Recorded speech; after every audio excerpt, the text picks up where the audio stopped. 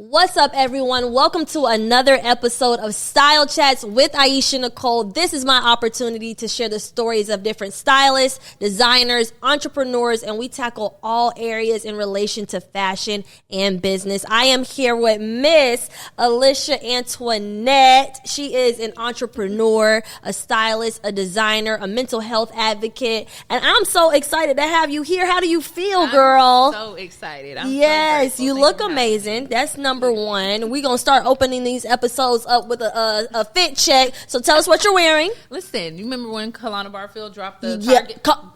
We love Kalana. Listen, dude. We love Kalana. So that's what I have on. This is actually my first time wearing this blazer. Got it? Yeah. So I'm and it's my favorite color. So I'm going to just say that you did that for me, okay? Exactly. Mm-hmm. So I want to just give a little colorful, but black and white is also my favorite to just pop it out with. So, yeah. I love it. I love it. Y'all, she trying to upstage me on here, Not but I'm gonna let it slide. I'm gonna let it slide. But I am so thankful to have you here on the show. This is officially episode number 2. And we are about to just get into it. I just want to jump right in. I want you to tell us a little bit about yourself and what you do. Okay. So I'm Alysha Antoinette. Like you said, I am a fashion stylist. I am a designer. I have a clothing line that I co-found with my partner, Kim, and it's called Antoinette. So it's a women's luxury clothing line that I'm super, super excited about for this next season. I'm also, like you said, mental health advocate. As somebody that has battled with depression, it is something that, especially in the Black community, specifically with Black women, that I just hold so dear to my heart. Yeah. I know how it is. I know the struggle and the fight. So I always want to just show the world that depression doesn't look like a certain space. It doesn't look like a certain way. And just try to advocate and show people therapy and different tools and things like that. So, yeah. Wow. See, it's one thing to be so deeply rooted in fashion and style, which you have many years, under your belt. But even you being a mental health advocate, I feel like it's just as, if not even more important, because it's one thing that we often neglect. And some people, don't even realize it. Me, I'll speak for myself, not prioritizing my mental health has put me in some sticky situations where I don't catch it early on. And when I do, it's people are using the big terms nowadays that they crash out. My crash out be a bit more than a crash out because it's I'm not catching it when I'm in the brink of it, And so I just think that that's so important. You being an advocate, what would you say led you to serve in that space? Although, your love has been so deeply rooted in the fashion and style industry. What made you kind of... I think for me, honestly, fashion and depression, they go hand in hand for me. The reason I started styling, started dressing was out of depression. Wow. So I think it's been about 10 years now when I was first clinically diagnosed with depression. Wow. Which was when my therapist told me those words, I was kind of what? Not me. Just going through life. I remember she asked me a few questions. She was like, so have you had trouble sleeping? Have you not been eating? Have you kind of been just out of it in this space? And I was just yeah. And it's funny because those that know me, I am greedy. One thing I'm going to always do is eat. I'm going to eat. So when she said, had you not been eating, I was like, you know what? I hadn't. And that's not like me. Yeah. So we just kind of went through the line of those things. And she was like, hey, so I think this is, what it is. I think you need to start coming weekly. Because at that point, I was just kind of checking in. So it would be a monthly and things like that. So she was like, hey, I think we should do weekly. And let's just check in and see how we can kind of work through this. So I've actually been with my therapist for 10 years now. She's absolutely amazing. Wow. And so she just gave me tools to kind of walk out in real time. While going through that. So I feel in that time frame, it was also I might not feel my best, but I wanted to at least look my best. Right. And so that's when I started to kind of transform my outside appearance, hoping it would eventually match with the inside. And thank God now it does. Right, and I think in that time frame as well, social media. So seeing I think at that point you were able to see stylists have their own brands and have their own, for so long it was hush hush. You knew people were stylists, but you didn't know how they went about it, if it was actually lucrative, any of those things. Yeah. So seeing social media and following people, and it's oh, I can actually do this and like make money. And so now it's like, okay, now this could actually be a career. So from the depression, it was like showing you, you know, visually able to see those things. And so it made it possible to even be able to step into that, or even be able to say, hey, I want to be a stylist one day. That's really good. I mean, you just unpacked a lot. But it just like made this question come up. At what point do you feel like how you felt on the inside matched how you looked on the outside? Because I know you were wanting to see when it would catch up to one another. How long did that take, and what did that look like for you? To be honest, I think it's a constant. I think it's a constant. Like as far as like the mental health part of things, I think it caught up. Honestly, probably years. Like it took a few years for that to like. Because you got to understand, like, most times when you are battling with a mental health issue, like, that's not your first time battling. Yeah. Like, it just popped up in the way it popped up. But this is probably something you've been dealing with for years. So to think that after a few sessions, it's just going to all kind of level out, it's just not reality. So take a little pressure off for those. Take a little pressure off yourself. Right. Like, Right. understand, like, it's okay. But I say that it took, like, it's a constant is because, like, I feel like you're constantly evolving. Absolutely. Like I said, I was 25. I'm about to be 37. So Really? who I am now is, like, not who I was then. Yeah. So it's like, even giving my life to Christ, like, you know, like fully, wholeheartedly, that was a totally different transition on even how I wanted to show up. To look back on things and, like, wonder why I was picking to dress certain ways and do those things. Like, at that time, it was great. Yeah. But then when you look back or you give your life to Christ and God shows you how you should actually show up, it's like, that's not even who I am anymore. So like I say, it's just a constant evolution as you live life, as you give your life to Christ, just all of those things. So, yeah. I love that. I love anybody who gonna bring God into the conversation because you know me, I'm faith and fashion. That's what Style Chats is all about, okay? We gonna talk about Jesus and the style and all of the things, but we'll never neglect that. But I think that is so important that you were able to, once you decided to fully surrender and dive in with both feet with your relationship with God, how that affected everything that's connected to Alysha, right? Because I know with me, you know, wanting to carry myself personally in a certain way and being mindful of how I dress, because my thing back in the day, you know, I like to show a little, you know, I was the girl, I'm going to put on a blazer without a bra underneath. You know what I mean? Like, that was my jam, you know, and I'm over here doing all my pictures trying to cover it, but it's like at the back of my mind, I want you to see a little piece, but not too much, you know, and it took me some time to kind of like graduate from that. But what I realized too, I thought that was so like key that you mentioned, you know, what clothes and what items you're even picking out, because I feel like that's tied to how we style our clients now too. It's Absolutely. like, well, I don't choose to dress like this or whatever else. I don't want to put somebody in something that, you know, raises eyebrows and whatever else, also because everything that we do is a reflection of us, but more importantly, it's a reflection of our Father. Absolutely. So I don't ever want, you know, and I feel like you do a really, really exceptional job of that too. Like, your styling style is very, like, I can't even put it into words, but it's very polished. You. You know, that's what I'll say. And, you know, I gained wind of you a long time ago when you were working with J. Bolin Style Agency. You know, I was peeping all the style assistants. Every time I seen a style assistant, I'm on their page or whatever, because for a long time, you know, I was like, how can I get into that and whatever else? So I love that you also mentioned how, on the outside looking in, you were wondering, was styling a lucrative business, or are people really making money from this thing? Can I actually do this? What triggered in your mind to, like, just go for it and see if it could work out for you personally? You know what? I can't even say exactly what moment, like, it happened. I think it was just a lot of steps, like just taking a step after step after step. And then all of a sudden it was like, oh, like, we're in this thing. Yeah. My friends always tease me and play now. They're like, you literally always would say, like, I wanted to be a stylist. Like, you always, and I'm like, I say a lot of things, and I want to say a lot of things, and I'm like, dang, you really are. But I think again, going back to social media and Jay Bolin, I was following him on social media and saw, you know, what he was doing, and I was like, this guy is dope. Yeah. Like, shout out to you, Jay. We love you. Like, it was so amazing. And I started to notice, like, more and more, he was, like, in areas that looked like Dallas, and I was like, is this guy here? Yes. And so he actually had posted that he was looking for interns in Dallas. So I'm like, okay, cool. Like, this is my opportunity. And mind you, I had also applied for his boot camp. And so the crazy thing about the boot camp is the boot camp normally was like super duper expensive. And for whatever reason, this one boot camp, when I say the price went down crazy. Wow. And so I'm like, you were meant to be in the room. Listen, when I say, so I had applied for the boot camp, got approval for that, sent the email about interning.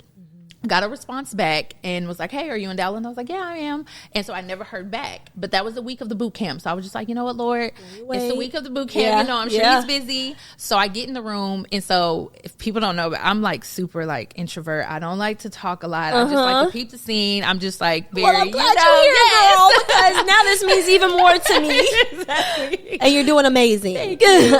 So I remember going in the room and I was just like, God, like, give me like boldness, but I don't want to just talk just to be seen. Like, I want to be where I'm supposed to be in all of this. So I'm expecting for this room to be filled. It was 3 of us in that room. Wow. And I was the only one from Dallas. Wow. So I was like, okay, God, I see what you're doing. Wow. So we went through the boot camp, great experience, loved it. And at the end of the boot camp, I was like, hey, I emailed you about, you know, wanting to intern. He was like, oh, you're here, you know? And I was like, yeah. And so he was like, let's take a picture. And so I'm like, okay, we took this picture. And when I left there, I was like, he like totally Hollywood me. Like, he's not going to call me. Like, I just knew he was not going to call me. That was on a Saturday. That Tuesday. At that time, I was working for TSA. I worked for TSA for 4 years. Wow. Listen, can't even see it. I know, that's amazing. I'm like, good. Can't even see it. But he called me that Tuesday, or he texted me that Tuesday and was like, hey, are you available? And I had literally just clocked in for work. And so I was just like, I don't want to like lie. I don't want to. Yeah. So I remember going out and I'm calling my dad and I'm like, hey, you know, I have this opportunity. You know, what do you think? And my dad was like, so are you going to let TSA stop you from your dream? I was like, you are so right. So mind you, I'm in the hallway crying because I'm just like, I'm a crybaby, first of all. So my supervisor comes out and she was like, oh my God, do you need to go home? And I'm like, yes, I do. So I'm like, good. Actually, So I ended up going to help him. He was doing some things for his online boutique that he had at the time. So I went and helped him with that. And then before we ended that night, he was like, hey, can you come back tomorrow? And I was like, absolutely. So I called out for work. So, and honestly, the rest was history. That was like in July. I want to say by October, I was like full-time working with him. Wow. And by the following October, God told me to quit my job, which was crazy. Speaking of quitting jobs, Okay. I recently just quit my job, and you know, I've done it. This is not my first rodeo, but it definitely feels like a season of transition. And I know you could probably attest to that because you've walked away from multiple jobs at this point. And now are you full time? Yes. So like, what was that transition like for you? And like, if anybody was on the fence battling, like, okay, do I want to stay at my job or do I want to pursue my dreams in the fashion industry? Like, what gave you that confidence and what advice would you give to somebody who's kind of like straddling the fence? The confidence honestly was God. I know, like, I knew I did not want to be at TSA forever. Like, I knew that for a fact. There was no question in my mind, but I had no clue how I was going to get out. And so I actually was fasting, like leading up to my birthday, and I was just like, God, thank you for everything you've done. And I was listening to a sermon. It was like a 6-part series from Stephen Furtick, and the Lord told me on the 4th episode, you're going to quit your job October 27th. And I was like, okay, Lord. Mind you, I had just moved back in with my mom because I had was working part-time at TSA trying to do everything. And so I was like, well, God, like me and my mom, we came up with an agreement. Like, hey, you stay here for a year, you save your money. Like, I can't tell this lady that the Lord told me to quit my job. Mama ain't gonna try. She ain't hearing that. Yeah. So I sat on it for a little bit. And it's so funny enough. I was like, okay, God, if you want me to quit my job, like, I need my own clients. I need a website. I need a logo. All of these things by this date. And, of course, I still have to tell my mom. So I go tell my mom, and the first thing she said, she was like, well, if God told you that, we don't go against God. Come on. Okay, so it's no getting out of this. Then all of a sudden, I got a logo. I got the website. I got professional pictures. And all of a sudden, I had 5 clients that came out of nowhere. My God. So I'm like, oh, so you're not playing with me. My God. So God is he does not play. So when I go to turn in my paperwork and everything to quit my job, I remember wanting to ask, like, if I need to come back, what is the process? And the Holy Spirit said, oh, so you don't trust me. I was like, thank y'all so much. Y'all have a wonderful day. You won't be seeing me again. And that was 8 years ago. And I'm not going to act like it has not been tough to be an entrepreneur. Obviously going through COVID and just even after COVID, like it is hard. But I feel like it's your faith. It's what keeps me. It's what's like, okay, God, I know that you told me to do this. And even sometimes I'm like, recently, I'm like, God, you sure I don't need to get no job? Because, Lord, I'm like, God, make it plain if I'm not supposed to get a job. I applied for a job, and literally the next day after I prayed that prayer, they said, hey, no, thank you. We're going to look at the other candidates. I'm like, Lord, you sure? So at this point, it's just the faith. It's just God continues to keep me. Even when it looks bleak, even when it looks like the clients are not clienting like they were at one point. So what are we supposed to do? And he's always kept me. And I feel like if God tells you to do something, he's going to sustain you. My God. And I think we have to get out of our own way of what sustaining looks like, because sustaining might not look in certain seasons like an overflow of clients. Yeah. Sustaining might just be, you got enough to get gas in your car for that one client that books you. Yeah. You have enough to, not go crazy. You know what I mean? So sometimes sustaining is not the big grand things. Sometimes sustaining is just like, you have your right. You have exactly what you need. That part. Yeah. So, yeah. Girl, you speaking. I feel like you in my house. I feel like you in my business. You in my neighborhood. All of the things, because everything that you just said is truly, truly speaking to me. Because if I'm being completely transparent, it has been hard. Like, moving. I feel like it's an easier task for me to step out on faith. But then once I do it, I feel like the real struggle and the test comes in when I'm trying to endure that rocky ground season. And I don't know, it's crazy that the Lord always finds a way to use me to encourage somebody else when I'm in my periods of discouragement and doubt and worry and fear and what have you. I'm like, why you always want me to encourage somebody else? And like, I still need you to show up. Like, my cup is not feeling too full right now for me to continue to pour out despite what I'm going through. But I think it's a beautiful thing that I'm in one of those positions where the Lord knows that I can handle it, which is what I feel for you, is that, because the words, what is it? God gives his greatest battles to his toughest soldiers. I know that I'm one, and I know that you're one, which is why we're still here. Bills still paid, lights still on, whatever else, as we continue to navigate, what our place is supposed to look like in the fashion and style industry. But, I feel it.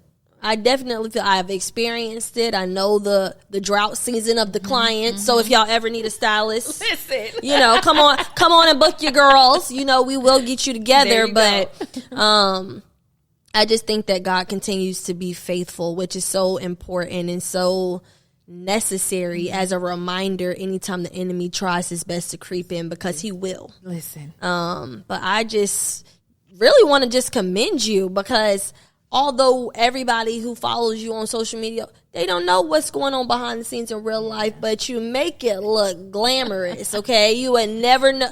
I would think Alysha is booked and busy at all times. There's no struggle. Because especially too, your gift, the way that you serve through your gift is like, wow.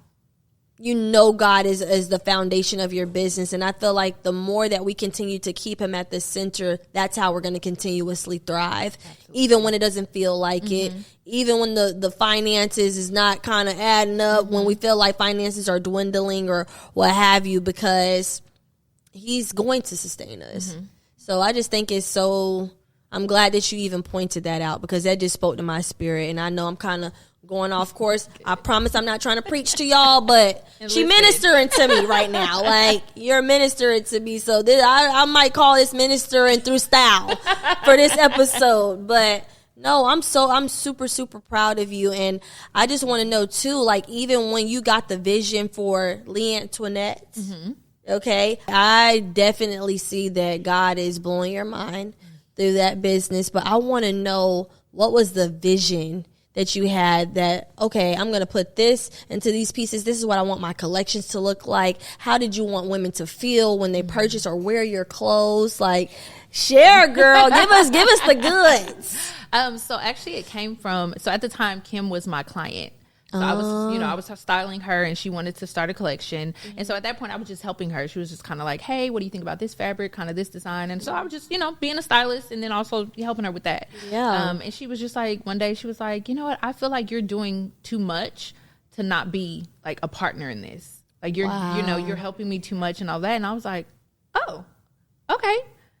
Absolutely. I would love to. Right. So that's kind of how it came about, was just really being a servant, like just serving and, kind of giving tidbits and all of that. And then now it's just blossomed into something way bigger. It's so cool to I love to collaborate. Like I love to collaborate. I love to throw out an idea and somebody come back and now it's this way bigger idea than what you could have ever envisioned. And that's kind of how I feel like it is. And as far as like the women, like I always want women to just feel like their best selves. Yes. Like even when I'm styling, like that is when a woman tells me like I would have never put this together. That is like, yes. It's like, oh, I did that. Yes. So that's how I feel like with the clothes. It's like I want comfortability. I want like bold. I want you to feel strong. I want you to feel like the boss you are. Like I want you to feel these things. So every time it's like picking a fabric, thinking about a silhouette, it's always about like the woman and how she's gonna feel.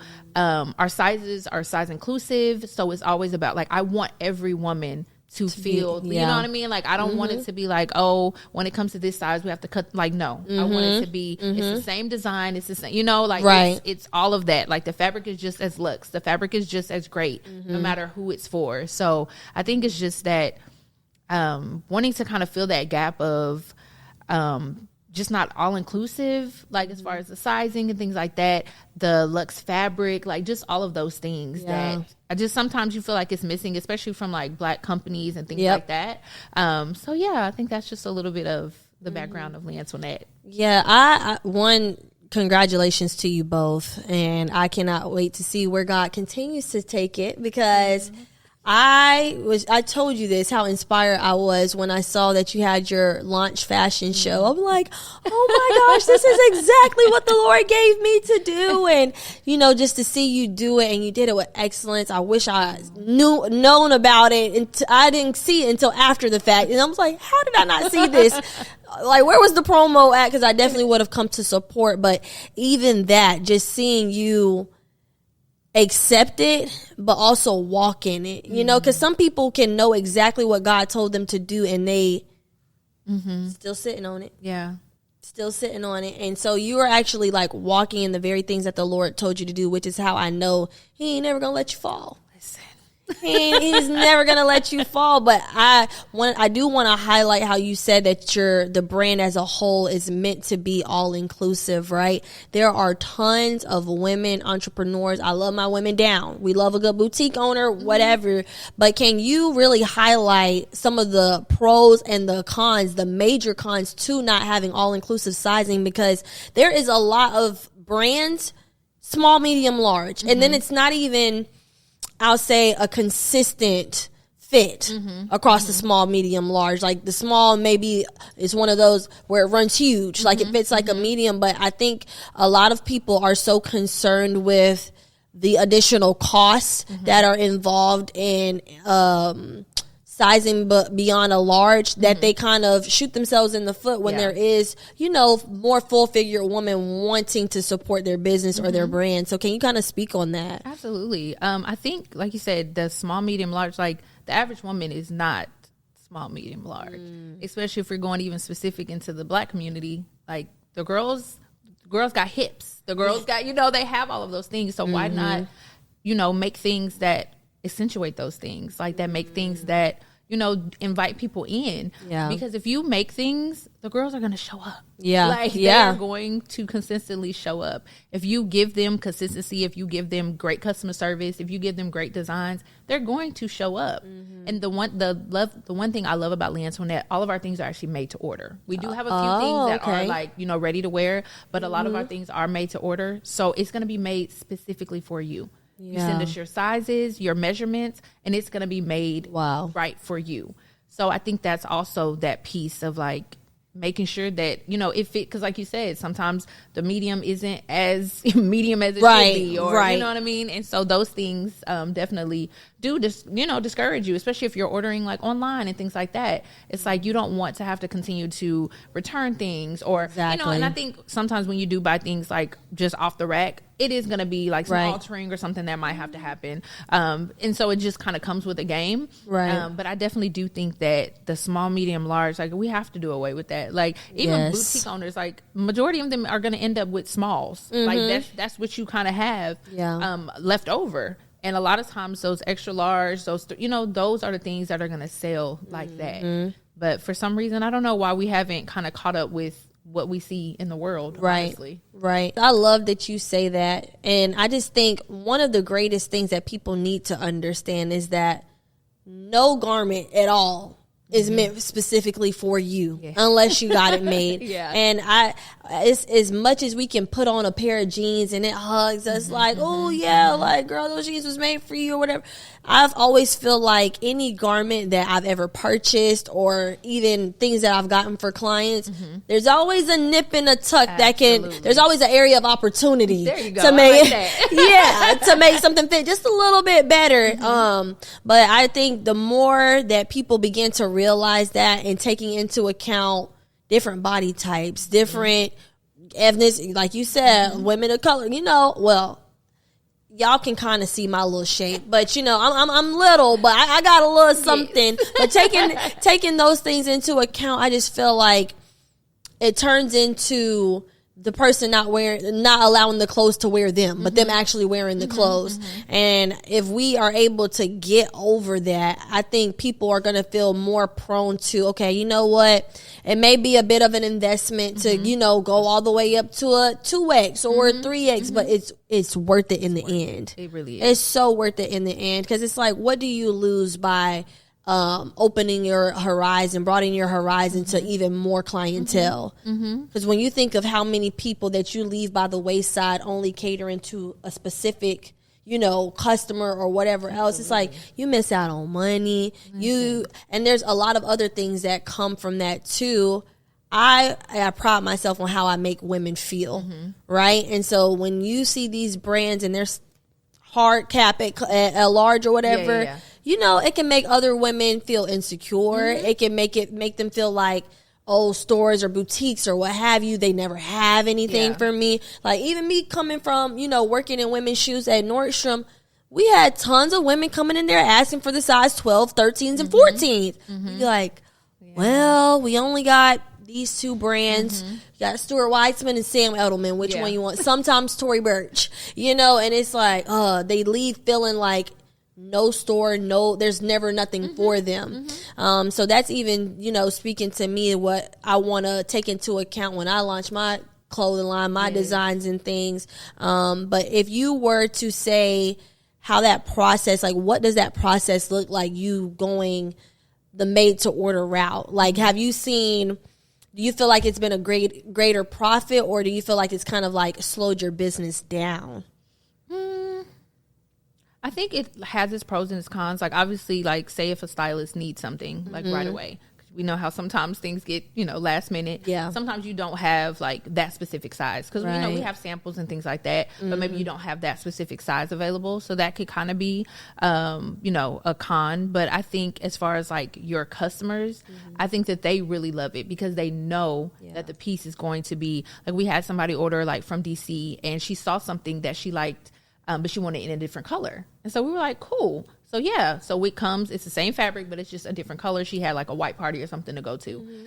Sent her measurements. She got in. She was like, I'm actually so shocked that it literally fits to the T. Wow. And I'm like, yes. Like, and so I think there is that benefit, like you said, for women to feel like so good and feel like this is going to fit my body exactly how things are meant to fit, you know? So it is an investment, but it definitely is. I think in the long run, like it makes you feel good. And I know how some putting on clothes, stylish or not, like I don't always like putting on clothes. I don't always like shopping for myself. So it's like, you know, you do get discouraged a bit putting on clothes or, you know, wanting to wear this, wanting to wear, and it just doesn't look or doesn't make you feel your best. So I think when you can kind of put those clothes on and it makes you feel like, yes, this is, you know what I mean? I'm ready to be seen.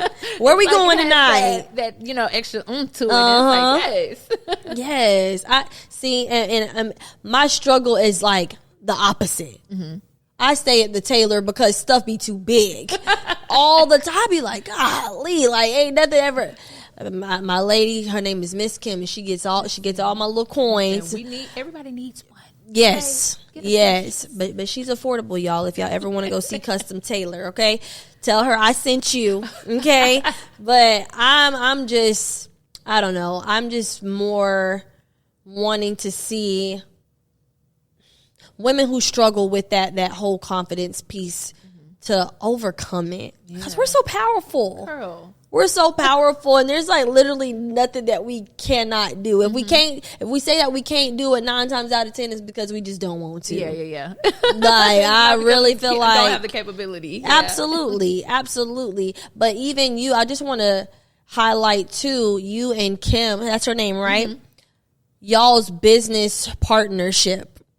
So I know you probably have seen tons of my segments or whatever. Like I like to get into the fashion and style, but I like to also get into the behind the scenes of business, because I know that there's tons of people that shy away from getting a business partner, right? What has that working relationship looked like for y'all, and what would you say have been some of the greatest benefits or highlights of y'all's career as a partnership? That's good. Honestly, I think mutual respect. Like, I feel like there is a mutual respect between both of us. Yeah. We don't shy away from like the hard, questions or, hey, what do you think about this? Or it's just a collaborative effort. Like it's definitely like we literally had a photo shoot yesterday for like the new things that are coming out. And it was just like so beautiful to see the things come to life. Like, to know that like, oh, I remember she threw out this idea, I threw out that idea. Like, and now it's like, oh my God, like this is 10 times better than like, so I think it's just in partnership is always that mutual benefit. Like it's always that mutual, just respect for one another, respect what each person brings to the table. Sometimes there might be hard conversations, but like you can't shy away from them because it might end up hurting the business long term if you don't just nip something in the bud and just like, hey, what does this mean, or how, and I think I'll like laying your ego and pride down. Like, hey, I that's might so not good. really understand that. Yeah. How does that work? Or, okay, you made this decision. Like, where does that come from? So I think all of those things as well is just being able to communicate, being able to say, hey, I know you asked me for this, but I don't really think maybe that's not my best asset. Right. So can we kind of work through that? Can we talk through that? Like, what does that look like? So I think just, like I said, that mutual respect and that communication, I think will definitely help a partnership go long term for sure. And speaking of long term, where do you foresee you guys' business in 5 to 10 years? That's good. I'm praying it's all on the red carpet. Okay. A multi-million-dollar company. Like I'm praying that when people see it out, like they're like, I know that's Antoinette. Yes, come on. So yes, speak it. So you want your clothes or your designs to shift for like red carpet moments in terms of award shows, or just I'm open to whatever. I'm open for it all. Whatever whatever you got, I'm open. I want it all. Yes. Listen, I don't want to limit it. So I definitely, wherever it is, I want it on the everyday woman. I want her to feel beautiful, but we can't shy away from the celebrities and things like that. Right. Like they do have a lot of influence and things like that. So I think it comes with the territory. So absolutely. Would you say that that's something that you've ever made a priority, or has that ever been a goal for you, is to see your work on celebs or to consistently work with celebrities, or you are kind of like, no, it's a nightmare? Funny enough, when I first wanted to style, it was never about the celebrity. I just wanted, women to feel good. And that was it. And then I link up with Jay Bolin, and he's already a celebrity stylist. So I was working with celebrities, like not anything I spoke to existence or anything I thought about. So I will say it is hard to transition from like working with certain, people to, but I'm open to everybody, like for sure. Like it's not even, I will say the only like celebrity I'm like, I want to style her is Tia Mowry. I've loved Sister Down since I was a child. Really? So that is the only person, and I'm like, Lord, if you can make our worlds collide, that would be, and I would be just happy as, listen, that's it. Other than that, I'm like, Lord, I want clients that are kind. I want clients that love fashion. I want clients with a budget. Can we speak on that? I want them with a budget. And so that's all. Like, at this point, literally, I was writing down like what I want, and I just like, Lord, I've been blessed to have amazing clients. Yeah. Like, kind, coming in their house and they like make breakfast and they're like, we knew you were coming early. So like, I want those type of people that know that it's an investment and you're not having to prove yourself to them. And not even prove, because I know it's a proving, like, obviously, like, I need to make sure like we're a good fit, but like sometimes it's like you feel like you're having to prove that like you paying me is worth it. It's right. Like, I don't right. Be put in that position. You know what I mean? So other than that, I'm like, Lord, I just want kind, just good loving people that love fashion, that have a budget and just are willing to try new things. That's honestly, that's it. Right. Because if you come to the table with, I may be, I don't know, out of the box stylist or one of the black sheep. I actually do not prefer or like when a client, or I'll say, I don't want to say I don't like it. When I receive a board, I want this, I want this, I want this, I want this.